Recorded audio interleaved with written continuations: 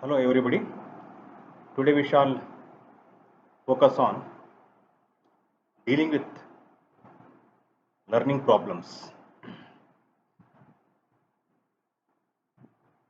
Let us see learning disabilities. A significant percentage of children fail to cope with learning at school. A survey conducted in Bangalore reveals that 20 to 25% of school children have problems with learning at school. In rural areas, this figure is expected to be still higher. These children are identified by a variety of labels such as dyslexic, slow learner, learning disabled, perceptually disordered, educationally handicapped, mainly brain damaged, and many more. I mean, I repeat once again, these children are identified by a variety of labels such as dyslexic, slow learner, learning disabled, perceptually disordered, educationally handicapped, minimally brain damaged, and many more. One author notes that there are more than 40 English terms to refer to the child with learning problems. The causes for their learning problems may be many and varied. For some children, it could be purely due to external factors, while for some due to internal factors, and for still others, it could be a mixture of both. Now, let us see internal factors contribute to learning problems. Birth trauma, oxygen deprivation, infectious diseases, drug intoxication, malnutrition, and congenital defects can predispose a child to learning problems. There are other more important factors like delay in maturation of central nervous system, confused laterality, genetics and biochemical imbalances which contribute to the learning problems. The children who face learning problems due to biological factors can be broadly grouped into four categories. Group 1B. These children have problems with their general abilities, are low achievers in studies compared to average students. They are known as slow learners. Group 2B. These children predominantly have problems with attention. They are restless and some are hyperactive, characterized by constant motion restlessness, running around. Group 3B. These children show problems with visual and auditory perceptions. They may read or write P as D. Some also manifest soft neurological signs such as difficulty in motor coordination or clumsy behavior. Group 4B. These children are quite intelligent but have specific problems in spelling or writing or arithmetic. Now, how to assessment of the child? Information about assessment of children with learning problems provides a basis for remediation. Assessment information is of two types. General information. This includes case history material, general abilities of the child, observational data, etc. This gives an overall picture of the child and suggests a beginning point for remediation. Specific information. The results of direct measurement of the child's performance in language, arithmetic and other areas that provides the basis for further instruction. So there are number of formats available depending upon the cases. Let us take case history record. What should be included in the child's school record? What is the type of information written in the case record kept in school? For example, co-curricular activities, attendance, achievement, remark about his progress, development milestones, walking, rolling, reading ability, writing skills, etc. can be recorded. Information from child likes to play football and cricket, does not like sitting in class, enjoys watching matches in TV, would like to become a cricketer, hates reading and writing, likes listening to stories from grandmother. Direct observations. Restless child, distractible, difficult to control in class, untidy in habits, disturbs other children, attentive during outdoor activities only. Psychological test reports. Child is mildly hyperactive, needs psychological and academic help, recommended individualized education for a period of at least 2 years. Now, problems in the family. No obvious signs of marital tension, economic problems in the family. Child is well adjusted with members of the family.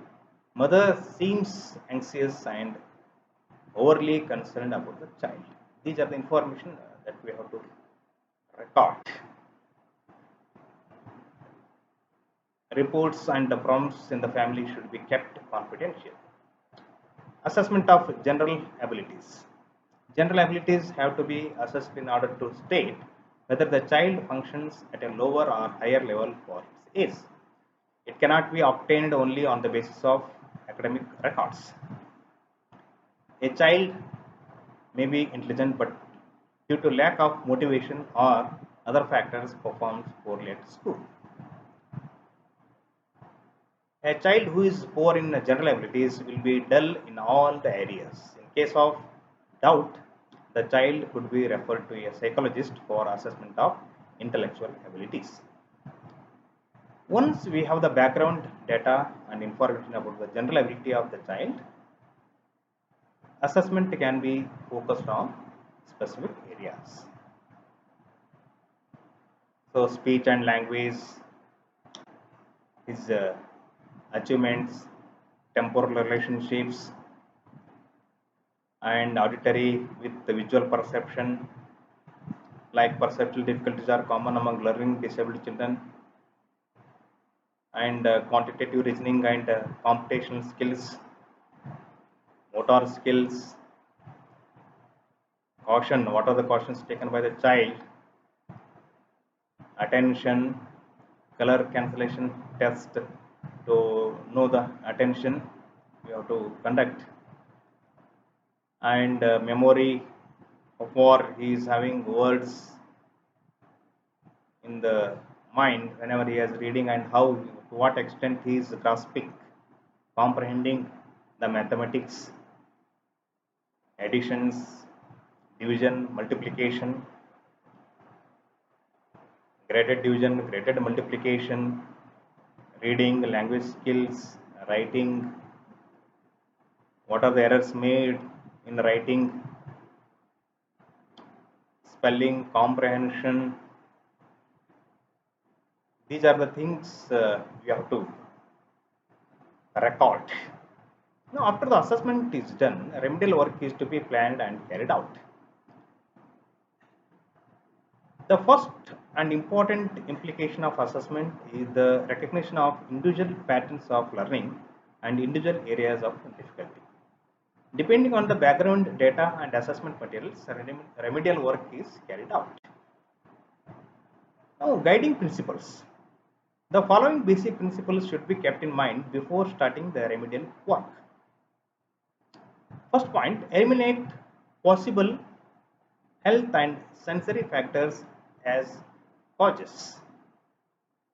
If there is any hearing problems, vision problems, or health problems, refer them to appropriate health professionals. Second point, observe the methods through which a child learns best. If by hearing a child learn fast, use that method predominantly. If another child learns best through visual modalities, use the method most. Whenever possible, use multi-sensory approach. Integrate type 1 information with the teaching strategy. Involve the parents or older siblings in the remedial work. If there is any problem like emotional disturbance, try to help the child also in that area, specialized job. Refer the child to psychologist if possible. Formulate appropriate goals for every week. And fifth one, plan specific strategies to obtain the goal. Sixth one, provide ample opportunities for practice. Seventh one, build good relationship with the child. And seventh one, keep a chart of child's progress and types of rewards should in the form of positive reinforcement. Now, designing remedial strategies. The child having problems in pronouncing a few alphabet sounds. What are the suggestions in this regard? We have to make the child practice various tongue and mouth movements, such as opening the mouth wide, placing the tongue behind the teeth, and moving the lips to a whistling position. Seek help from a speech therapist if the problem is very severe. Problems with spelling. What are the suggestions? Visualization of specific letters can be strengthened by having the child trace the letters in various media such as clay, salt, sand, and sandpaper. Covering up an entire word and gradually exposing each successive letter until child can guess the correct word. We can write a word on the board and ask the child to study. We can then erase the word and ask the child to write from memory.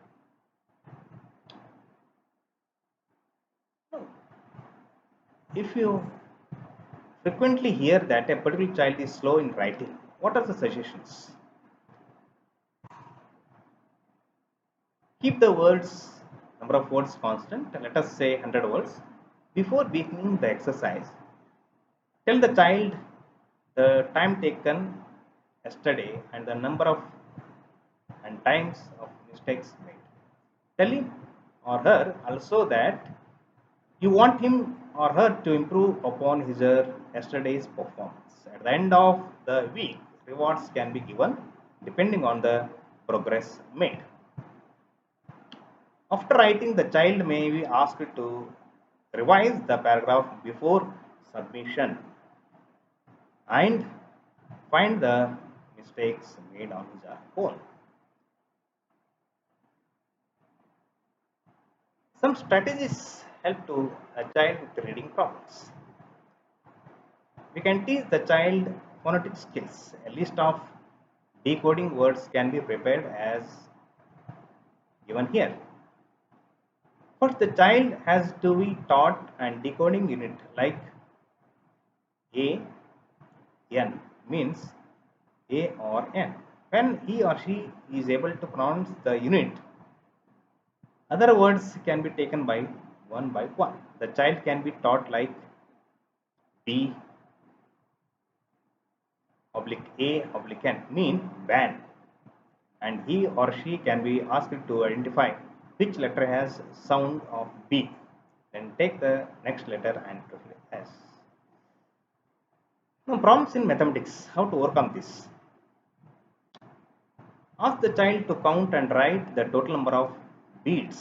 If you are given a beads, number of beads simultaneously, verbalize the two beads and the three beads make five beads. Once the child has become familiar with the concept of addition at a concrete level, then the child can be taken to semi-concrete level. Here, for example, 3 plus 2, 5, 1 and 10 plus 11 is equal to how much? Like this, you have to take into the child. Finally, we would like to caution that progress with the learning disabled children, especially if the causes are biological, is very, very slow. These children may take many trials before they learn. Patience and encouraging attitude can take the child a long way. Parents have to be counseled on the nature of the problems and told not to compare this child with other children or discuss the problems of this child with relatives and friends in front of the child, because such events can lead to other problems for the child. Parents should also be taught the teaching methods and strategies that the teacher uses in class, so that their way of teaching the child is not different and consequently creating confusion for the child. So, assessment for young children in the 5 to age group years has to include speech and language, temporal relationship, auditory and visual perception, quantitative reasoning, and computational skills and motor skills. Assessment for older children in the 8 to 12 age group years has to include attention, memory, perception, motor skills, arithmetic, and language skills also. So, this is about uh, problems, disabilities of learning. Now come to the attentional problems. What are the attentional problems? That is major problems what we are observing. Let us take one example. Angela is studying the third and she is quite girl. She was doing very well in the class, but of late she looks disturbed. When the teacher asks her any questions, it has to be repeated as she is lost in her class, but she prefers to sit near the window gazing out. Her mother is also worried about her and feels that Angela is a dumb child compared to other children. Now, the second example we'll take. Rahman is studying in the third grade. He sings very well.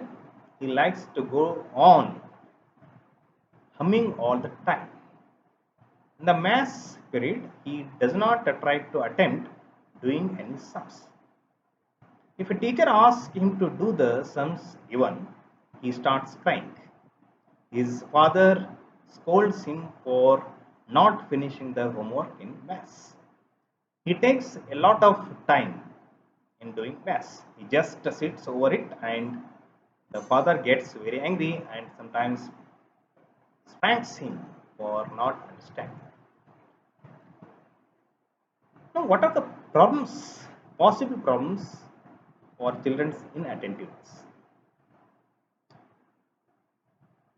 With these two examples, I hope we might have seen similar children. Why do they behave in such a way? What is bothering them? You might have listed a number of reasons for the inattention of the children in the cases given above, and what we have discussed in the two examples. Some of the factors may be related to the children's family atmosphere and some others related to the classroom environment. Let us see the following situations to understand more. Neetu, a fourth class student, mumbled, "What a bore," and Mrs. Kapoor catered the classroom. Mrs. Kapoor is a teacher of English. Her usual way of teaching is to stand near the table and read out the lessons to children.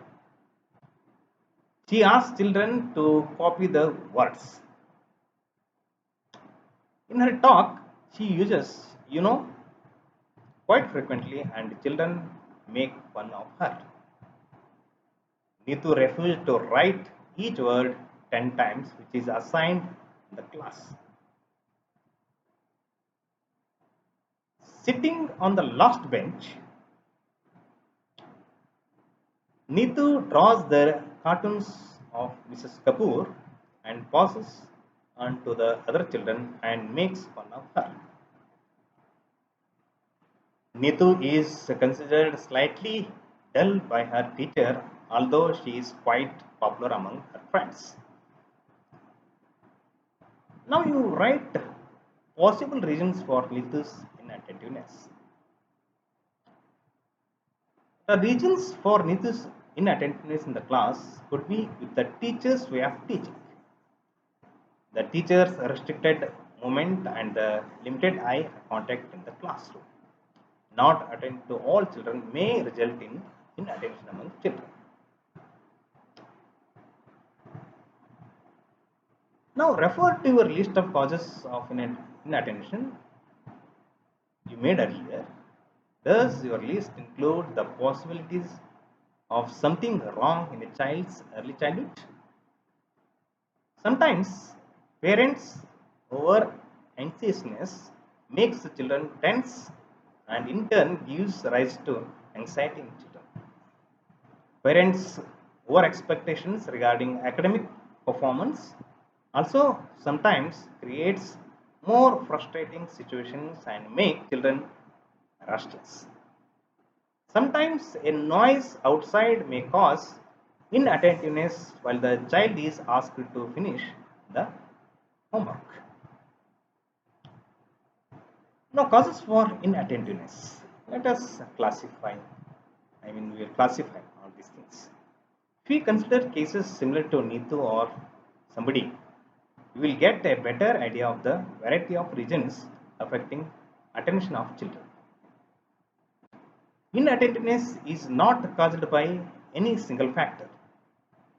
The variety of possible causes are related to the following areas: biological or physiological health, biological or physiological or health related problems, intellectual or cognitive development, physical, classroom, home environment, teaching, emotional process. If take into account the biological related factors, birth injury, biochemical imbalance, genetic diseases or illness, poor health, etc. Clinical term used to denote children with attention problems, hyperactivity may be mentioned. Category 2, intellectual or cognitive development related factors. Inadequate conceptual development, lack of cognitive skills such as below intellectual level. The category 3, physical, classroom or home environmental related factors. Sitting arrangement, like distance of the child from the board, posture of the child, temperature, too hot or cold, availability of fans, etc. Lighting adequate or not, noisy surroundings as nearby cinema theater, vehicles, color of the walls and furniture in the classroom, no distractors like giving toys or books to other children. Home, related factors. Let us see. Small rooms crowded with furniture, disorderly homes, lightning, temperature, uncomfortable, noisy home environment, that is radio and TV, close, noisy neighborhood, constant visitors, friends, relatives, etc.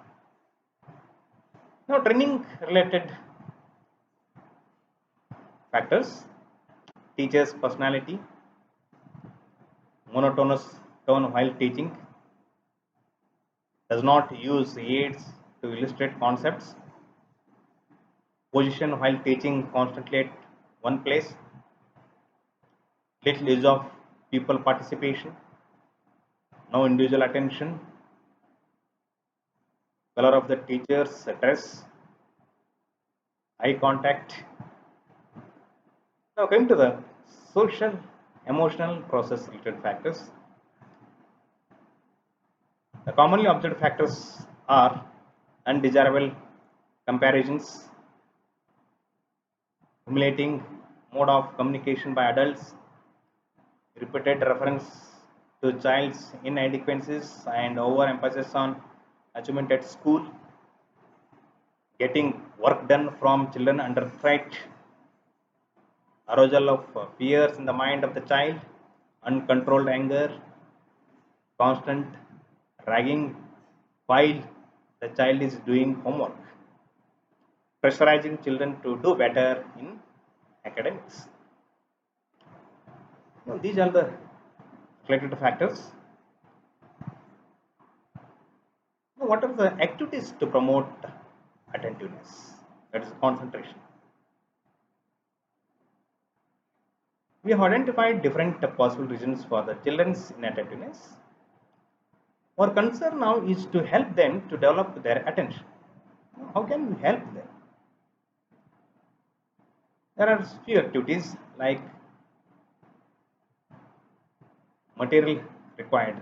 Activity 1, if you take into account a paper with figure drawn on it as illustrated, different diagrams will be drawn on the paper, instructions from the given figure find out and cross. For example, triangles, circles, squares, and give a different pieces of pictures and tell them to unite it and make a tree or house. Like this, you can give number of examples, or else pieces of, there are some pieces of animals will be there, wooden pieces, and teacher will ask the people to unite them. Like this, illustrations will be given, number of insertions, illustrations will be given to make create concentration. Now, multiple attention, how it is possible? Do you know the story of Arjun, the hero in Mahabharata, about his concentration on aiming at a bird eye? He was a successful archer. Yes, one should have that kind of concentration. Activities discussed so far help children to develop that kind of concentration. Today's urban child, however, has to cope up with the reality that he or she gets attracted to several objects at the same time. The ability to concentrate on one object is an essential skill which needs to be developed among children. Another but equally important skill is the ability to develop mental alertness to attend to a variety of tasks at the same time. For example, crossing the road illustrates very important aspect here. The child has to be alert about the vehicles coming from both the sides, traffic signals, and many other things at a time. Likewise, there are many situations in our daily life which demand mental alertness and multiple attention. Maybe we have to encourage our children to develop this kind of attention too. In the Sanskrit literature, this has been referred to Ashtavardhan, which means attending to 8 different things simultaneously. Arjun also had to become Ashtavardhani to fight with more than one enemy simultaneously. Activities to promote multiple attention. How can we develop multiple attention among children?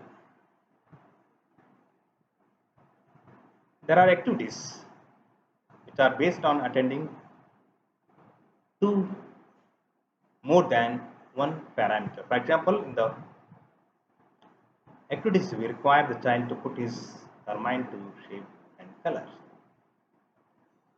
Give children a paper on which triangles, squares, and circles are drawn. Some of the triangles are in black and some in white.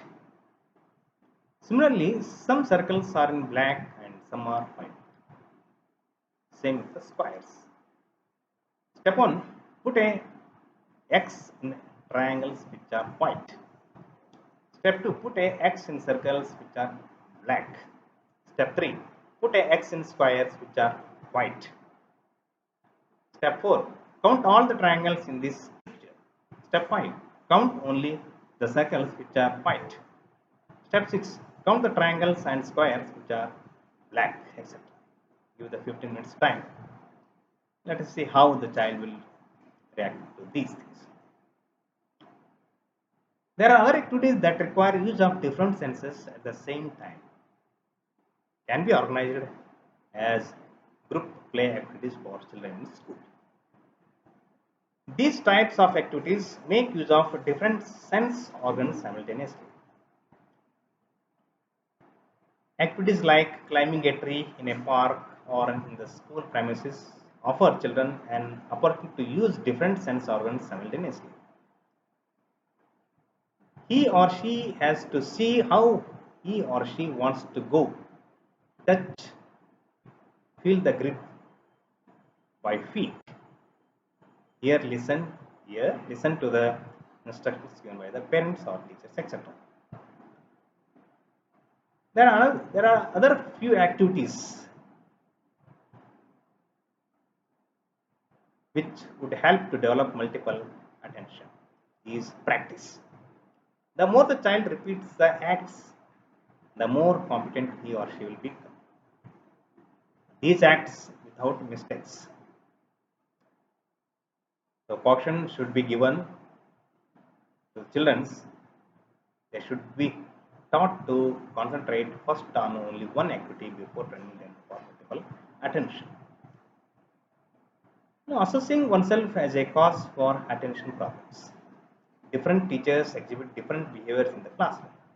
We often do not realize that our personality characteristics, our mannerisms, our ways of teaching affect the child's attention. Perhaps we can remedy this situation by modifying our behaviors and mannerisms. This is also true of parental behavior in the home situations. A simple self-assessment technique will help teachers parents to see what they are like, how they behave. You can assess your behavior, your teaching methods, your dealing with the children at home situation by asking yourself questions like, where do I stand when I teach? Am I mobile, reach students, especially in back rows? Which words do I use when any particular child does not respond properly? Is my voice momentous? What do I do to clarify concepts? Am I able to adopt or change my teaching method when I find that the children are not learning that way? Am I able to observe when the children have started losing interest in their work? Am I alert to possible symptoms of physical discomfort in children? What do I do to minimize physical disturbance in the surrounding area? For example, a procession on the street, etc. Do I do anything to comfort a distressed child? These are the very important self-assessment things. What is the rule of interest in this? So far, we have considered a variety of factors which may cause attentional problems among children, and some of the strategies to minimize those causes. We have observed that many factors significantly affect a child's capacity to provide adequate attention to what he or she is learning. The next question we may ask is, can we say for sure that removing the uncomfortable elements in the physical environment at home or modifying our behavior by creating a socially and emotionally conducive environment or improving our teaching methods will necessarily remove attentional problems in children? Let us have some comments. I did so much for him, but he does not pay attention. I switched off the TV when he does his homework, nothing works.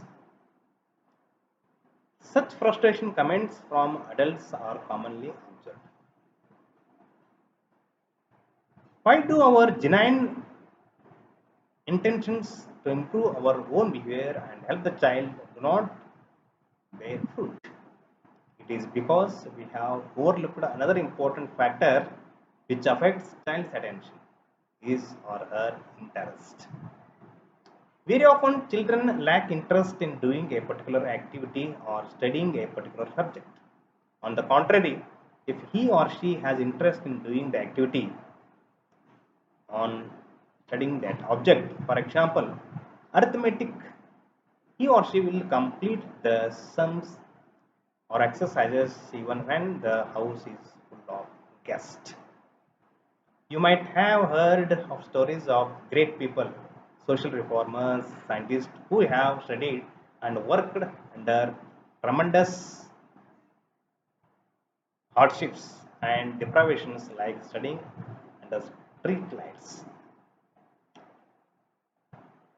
Thus, we realize that interest plays an important role in developing concentration or attention.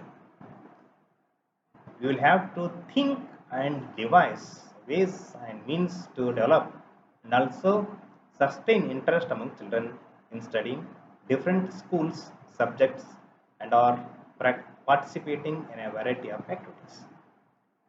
Similarly, while giving tasks to children, we should consider that the time when the child would be interested in performing it. So this is what you have to create interest among the children.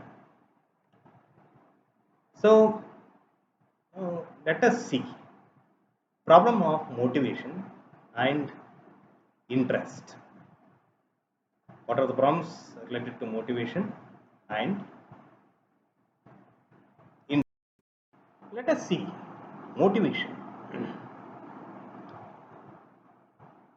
What is motivation?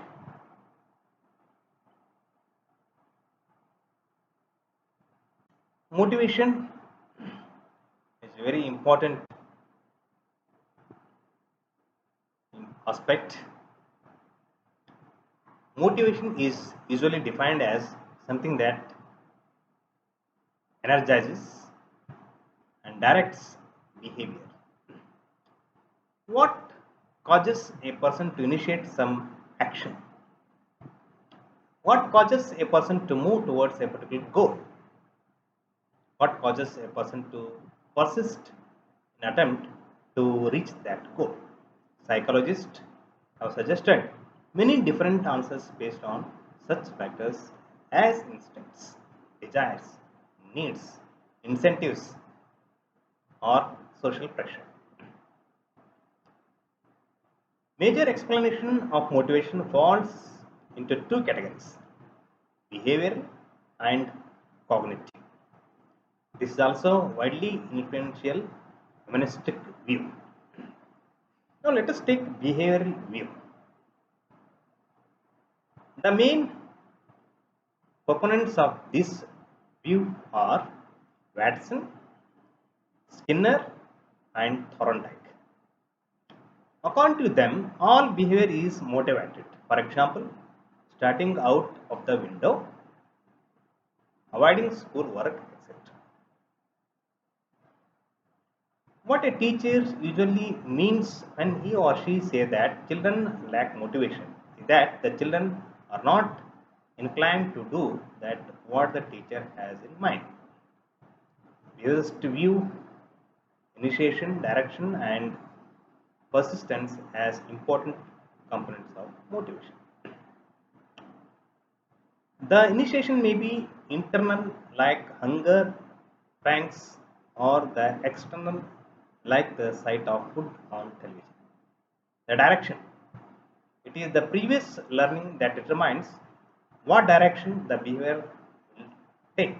For example, a hungry child walking towards a canteen or a sleepy child goes towards a bed. Motivation caused by external events or outside rewards that have nothing to do with the learning situation itself is generally called extrinsic motivation.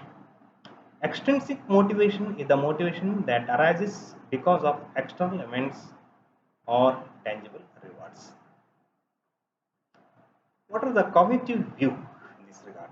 Jean Piaget, Brunner, and Ausubel have propagated the cognitive view. Here, we see the importance of perception or cognitive factors such as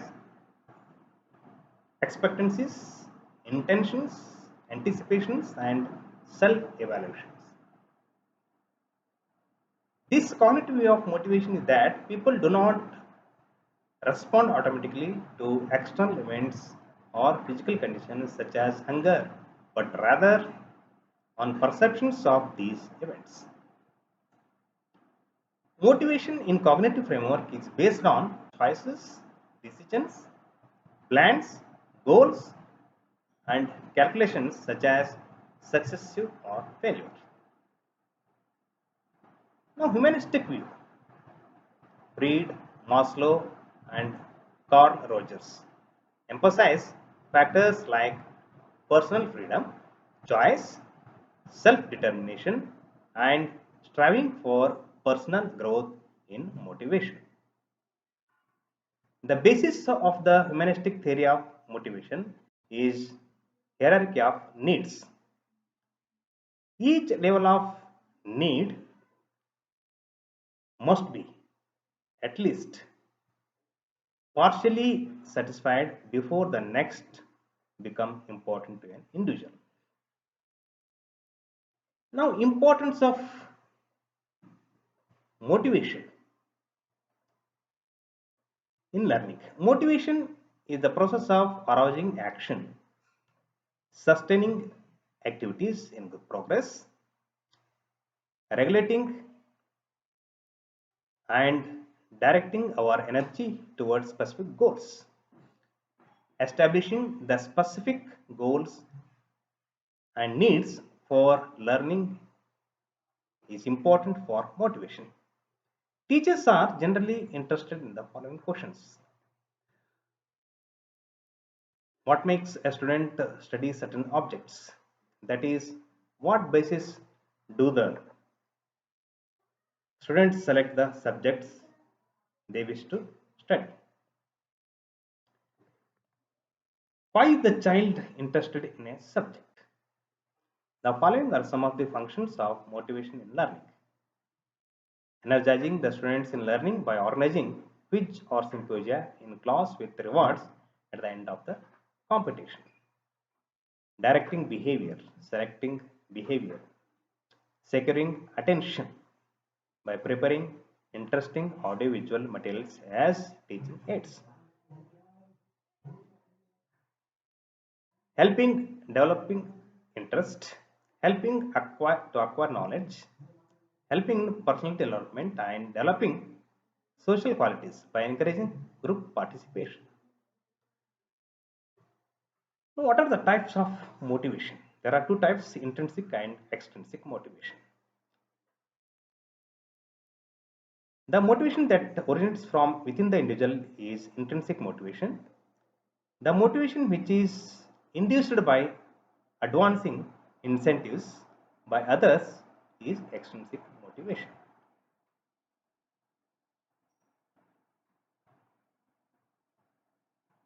The incentives used in extrinsic motivation are the motivational devices. They can be of great variety. Though intrinsic motivation is ideal, the teachers find that they cannot do away with extrinsic motivation in the learning process. So both intrinsic and extrinsic motivation plays important role. Further, contemplating on extrinsic motivation, do you think external devices are always necessary, or are there more other methods of motivating the students? These are the questions always in the mind. Teachers can capitalize on natural curiosity of children for motivating them to learn. Linking the lesson to a life situation is a way of motivating the children to learn. Organizing competition will also serve as a motivational device, but we should not use it indiscriminately. Thus, use of motivational devices may lead to undesirable consequences. So, one must be careful in using motivational devices. There are how there are some theories making motivators work harmoniously, like Maslow's hierarchy of needs and others so on. The basis of motivation, according to Maslow, is the role of needs. A need can be defined as any type of deficiency in the human organism or options of anything the person requires or thing he or she requires for his or her overall well being. Maslow's hierarchy of needs. There are physiological needs, safety needs, need for belongingness and love, need for importance, respect, self esteem and interdependence, need for information, need for understanding, need for aesthetics, need for self actualization. Implications to learning. The children desire to fill the lower level needs, such as what we have stated in hierarchy of needs, Maslow's hierarchy of needs, may at times counter your own desire to have them achieve higher level goals. Children who come to schools hungry, sick, or hurt are unlikely to be motivated to seek knowledge and understanding. If the classroom is fearful, unpredictable place, and children seldom know where they stand, they are likely to be more concerned with the security and less with the learning. Belonging to a social group and maintaining self esteem within that group are also important to children. For achieving the higher level needs, a child's success in mastering a body of knowledge or creating a beautiful object may well lead to increased motivation and setting of even higher goals. Guidance for teachers. Make sure that a children will have adequate chance to fill to fulfill their needs. For affiliation and belonging. For example, you can provide some time for peer interaction, possibly as a reinforcement for positive academic and social behaviors. Now consider the need for improved social relations when making group assignments. Recognize the possibility that when the children come to school with the different patterns of needs based on first experience. For example, children who are overly concerned with achievement may need help in relaxing. Help children to set reasonable goals. Encourage children who set low goals to raise them a little at a time. Remember that use of moderately difficult assignments probably means different assignments for different children. For children who are high in achievement motivation, you may occasionally want to use problems that are so challenging that the children will fail in their first attempt. Students' interest and motivation. One seemingly logical way to motivate children is to relate school learning experiences to the interest of the children. However, this is not always an easy or even a desirable strategy. Now, how to discover students' interest? As a parent or teacher, you can discuss students' interest in learning through the following devices. Ask students themselves either by using a questionnaire or by talking to them. Teacher observation may help. Teacher may also watch for attentiveness during classroom lesson. Discussing the students' interest at home with their parents. Now, how to develop interest? Once you have some idea of what the students' interests truly are, you can select worthwhile activities outside the class. Students' interest can be used in classroom motivation. Now, question is excessive motivation harmful? That's also very important because excessive motivation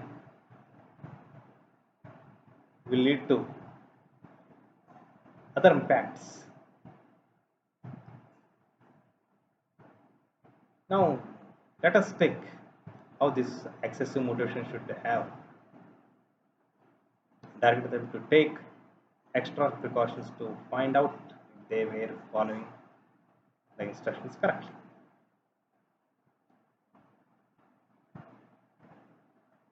Now, let us see probable reactions by taking an example. Two students, Meena and Rahim. In the first place, they may totally avoid similar situations and never attempt to complete assignments before the teacher gives directions. They will take extra pains to check examination dates. They may lower their motivation level in order to ensure that they will be successful. They may maintain their excessive level of motivation without bothering about success or failure. Other than the motivation to outbeat other children, what other reasons do you think could have aroused this excessive motivation in Meena and Ryan? Now let us tick on the following reasons. Desire for success, desire for reward, desire for attention from parents, teachers, peers, siblings, to get relieved from work fast. Now let us look for ways to help Meena and Rahim direct their excessive motivation towards effective learning. Reduce the competitive spirit by encouraging them to interact more with peers. Help them to work systematically using a time schedule. Help them to plan work according to priority. What can be used in developing motivation? Transparency is what we make or purchase for social studies. Clipping pictures from a newspapers for a general knowledge class. Questions from an old or a current source or on a social studies topic, demonstrations or science experiments, challenging questions or statements, live specimens, data tables, TV programs for languages, portion of a recorded or tapped speech for languages, newspaper or magazine achievements, etc. Motivational techniques in classroom teaching. Tell students exactly what you want to accomplish. Use spoken and written praise. Use tests and grades judiciously. Use familiar material for example. So these are the motivations that we have to use in the classroom. Minimizing the impact of impairment. How to minimize the impairment? For example, the hearing impairment, when hearing handicapped children are there, the child with the speech impairment is there, the visually handicapped children are there in the classrooms, the orthopedically handicapped children are there, social and emotional problems, children with physical and sensory impairment, all these children are there, and how to minimize the impact of impairment. That is very important. Now let us take the hearing handicapped children. How to minimize? What are the precautionary measures to be taken by the teachers and parents to minimize? As a parent of a child with auditory impairment, it is necessary that all effort is made to provide loving support at home.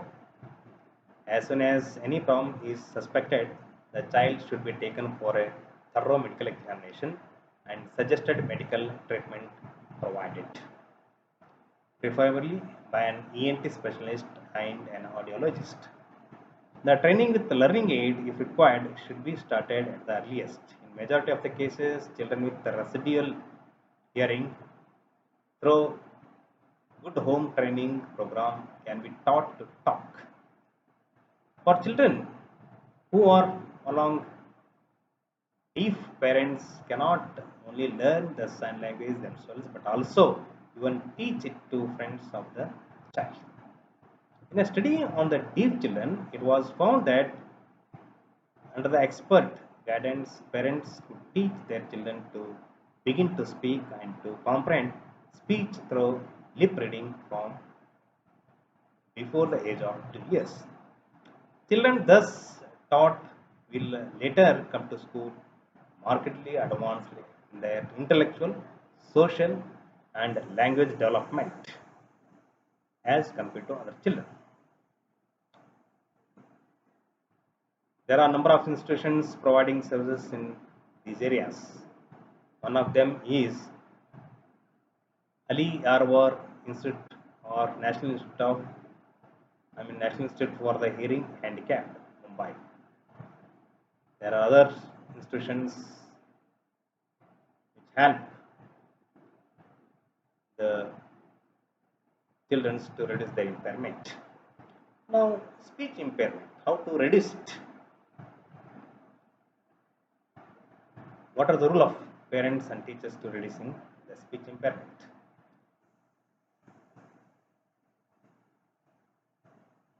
The suggestions given for the teacher for dealing with the children with speech impairment apply to parents also. In addition, opportunities should be provided for the child to speak, and he or she should be praised for his or her efforts. When the child begins to speak, he or she would be stuttering, lisping, repeating, hesitating, etc.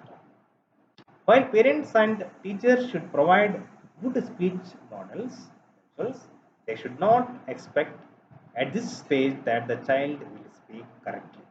If the child is criticized or made fun of, he or she may become worried about his or her speech. He or she will also become afraid to speak and aggravate his or her problem of fluency. Further, too much should not be made out of the child's speech problems, though appropriate diagnostic and remedial steps should be taken. He or she should not be made to feel different or the impression given that you're anxious about it. Now, the visually handicapped children, how to reduce the impairments. As parents, we tend to be overprotective with the sighted children. This overprotection becomes all the more pronounced when the child with the limited vision stumbles, fails, and bruises him or herself in spite of the possible degrees as he able to move about freely and independently in very important for the client. Normal play activities requiring some modifications but with the proper supervision should be encouraged. So all the children, also normal habits of eating, dressing, etc., can be taught. They should be given responsibilities and work around the house, just as in case of other children. All efforts should be made by family members to treat himself or herself as normally as possible with sympathy but not pity.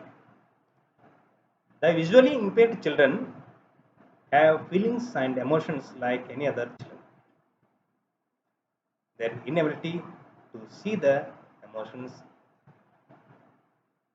experienced by other people through non-verbal cues may create misunderstandings. Auditory and factual messages communicating their feelings should be used extensively by parents to give the child, to give the blind child support. Now let us take orthopedically handicapped children. How to reduce the impairment? The orthopedically impaired children without any neurological damage need to be trained to be independent. As with other physically impaired children, they should be treated as normal children and realistic goals within their capability should be set and all encouragement given. Parents must realize that their children are special and that they require individualized care and attention. At the same time, they must try to develop their abilities and explore hidden habits and potentials. Children with cerebral palsy and bifida, sorry, spina bifida may need hospital treatment at intervals and physiotherapy. But apart from that, they can be taught self-management skills as for other physical and sensory impairments. Compensation has to be made for their impairments and all possible efforts should be made to see that their disability and resulting handicap are minimized. So, like this, there may be problems of adjustment, lack of self-esteem, and attitude towards the impaired children. All these should be taken care so that curriculum should be made enriched and children should be taught how to have self-confidence to overcome all these burdens. So, as a facilitator, as a counselor, as a friend, as a philosopher, a teacher should strive hard in guiding the children effectively. Hope you all enjoyed the session. Read well, try to communicate the information to others, protect yourself, be safe. Let us fight against COVID-19 voluntarily. So, thank you and all. Thank you. Thank you.